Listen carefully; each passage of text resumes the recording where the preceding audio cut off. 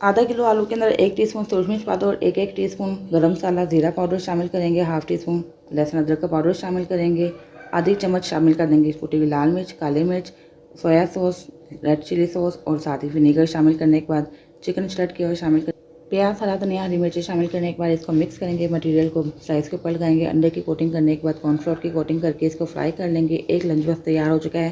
दूसरे lunch box के लिए ब्रेड क्रम्ब शामिल करेंगे, चाट मसाला शामिल करके मिक्स करके दो तरह के इसके कटलेट्स बना लेंगे। एक तो कबाब बनाएंगे और दूसरा हम नगेट्स बना लेंगे। इन दोनों को फ्राई कर लेंगे। इस तरह से आप एक ही मटेरियल से 3 तरह के लंच बॉक्स तैयार कर सकते हैं। इनको भी आपने क्रिस्पी और गोल्डन हो जाने तक फ्राई करना है। नगेट्स को हमने कोटिंग करके फ्राई करना है अंडे और क्रम्ब्स की, और जो हमारे कटलेट्स हैं उनको हमने अंडे के साथ फ्राई करना है। 3 किस्म के लंच बॉक्स आइडिया आपको कैसे लग रहे हैं ज़रूर बताइएगा। वीडियो अच्छी लगे तो इसको लाइक और शेयर कीजिएगा। चैनल को सब्सक्राइब किए बिना मत जाइएगा। इसके साथ ही इजाज़त दीजिए। अल्लाह हाफिज़।